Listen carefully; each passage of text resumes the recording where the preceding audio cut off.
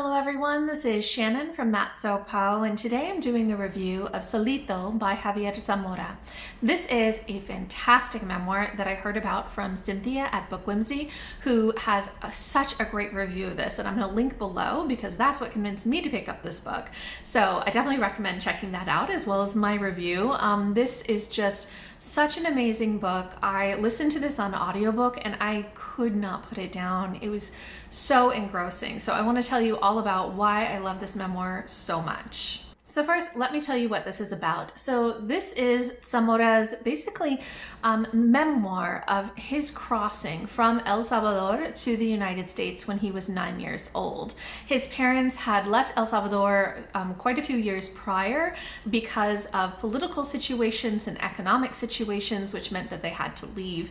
And he'd been living with his grandparents, but his parents had been trying to get him over to the United States, and nothing was working. So finally, they resorted to using a coyote, which is somebody who transports people for money across the border. And so he had to go without any of his family members, with just a group of strangers across many borders to get to the United States. And this is his tale of his journey that was really only supposed to take 2 weeks, but ended up taking 2 months with quite a few unexpected turns. So now let me tell you what I loved about this story so much, starting with the viewpoint. Zamora does such an amazing job of telling this story from a 9-year-old's eyes. He really immerses us in that viewpoint, and you see his journey and his kind of cares and worries and what he focuses on as a 9-year-old, the things that he cares about. He cares about, things like he just wants to be with his parents. That's his overriding concern. And he's scared to kind of go on this journey, but he wants it so much. And when he's on this journey, the things that he's worrying about, stuff like he doesn't want to be seen as a baby by the other people because he doesn't know how to tie his shoes, so he sort of avoids asking for help.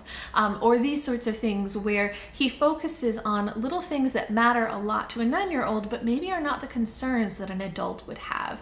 And you see a lot of these bigger concerns, politics and safety and kind of systemic issues and racism, you see them from his perspective, which is a very different perspective than adults would have. So I felt like you were just completely immersed in this child's viewpoint. I think he conveyed that so well. I also think that the writing in this is incredibly beautiful. Zamora is a poet, and you can feel it in the way that he writes. There is something just so creative and beautiful and immersive in the way that he writes. The descriptions are so vivid, and the wording is sometimes just incredibly beautiful. I especially recommend this on audiobook because he reads it, and the kind of rhythm that he has, it's almost staccato at times, but it is just so incredibly engaging. I loved listening to his voice. I loved listening to his words. Sometimes I just had to pause the audiobook to reflect back on the way that he was describing an experience because it just felt so vivid and immersive. I absolutely loved his writing in this.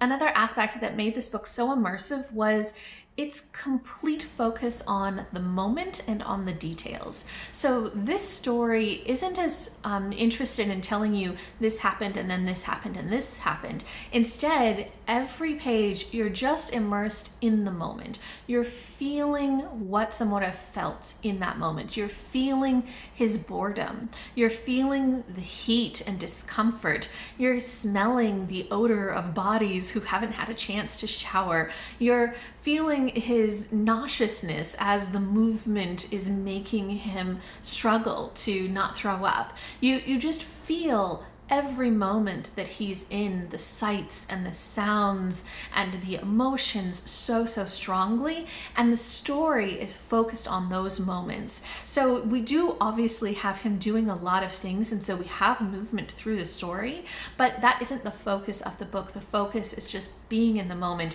It's almost like a meditative experience, and I think that that is one of the aspects that made this so engaging for me, because I love atmosphere in books. And I think that this is pure atmosphere at times. It is incredibly immersive. Another aspect of this story that I absolutely loved, but that may not work for everyone, is the use of Spanish. There is a lot of Spanish used in this story without translation, which is the way that I like it. I like when authors are able to use another language to convey sort of the moment that they were in, but in such a way that you understand what's going on even if you don't speak that language. I don't like the use of translation as much. And this is very much a prime example of how that can be done beautifully.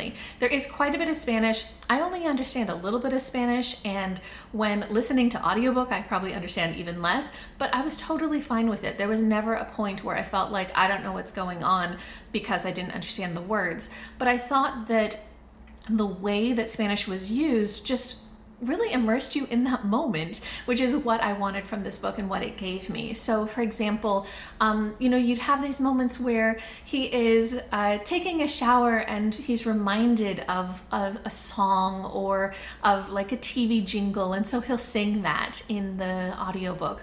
Or you'll have just these interactions with other people where there's a lot of swearing that happens in Spanish. Like, you don't need to understand those words. It's fine. You get the emotion anyway. And I think that also it can be used to really show kind of what he was going through as well. So he's from El Salvador, and as he and the other people from El Salvador were traveling through Mexico, where they're pretending to be Mexican as part of their kind of cover story, they don't have the right accent. So Mexican Spanish is different from Salvadorian Spanish. It has different vocabulary, it has different slang, it has different pronunciation.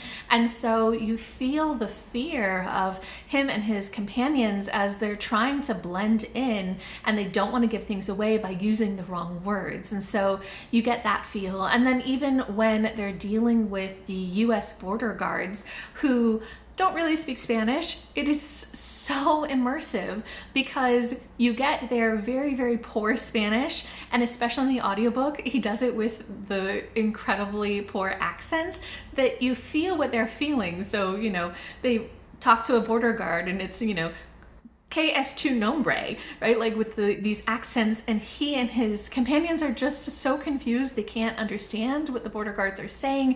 The grammar is often so off, or the vocabulary is so limited that they can't guess what is meant, but they feel so much fear because these border guards have a lot of power. And so it's just the way that Spanish is used in this, I think, adds such an extra dimension to the vividness of it that I thought was really, really well done. And lastly, I think that this story just really provides a glimpse into somebody's experiences with the border crossing. So the US definitely has some major issues with the way that it handles border crossing. And given that there are a ton of refugees from Central America especially who are coming to the US and dealing with that border crossing, it's a big deal. It's a lot of people's experience, and this gives you insight into that from a very personal perspective. So it doesn't go into really info dumping about the politics, the history, any of that. It's just this little boy's experience, and you're seeing it from his eyes. And I think that that immersion in his life is what makes this such a strong memoir, and it also does provide some of that context and the understanding of why somebody would want to make this very dangerous crossing, and what the fears are, and what the motivation is, and just what that experience entailed for him. So I think it's really wonderful to read about what he went through and understand a little bit better kind of what these unaccompanied minors have to go through in order to make the crossing. Overall, I think that Solito by Javier Zamora is just such an incredible memoir. I especially loved it on audiobook. I think it's incredibly immersive and atmospheric and emotional, and it's a slow story that has just so much heart to it and explores a really meaningful kind of experience that he has had. This little boy who is going through so much that is really beyond his ability to cope with, but doing it because he just wants to be with his family. It's such a lovely story, and I highly, highly recommend this. If you guys have read this, I'd love to hear from you if you're interested in it, or if you have any other memoirs that sound similar to this, I'd love to hear your recommendations as well. Just leave me a comment down below.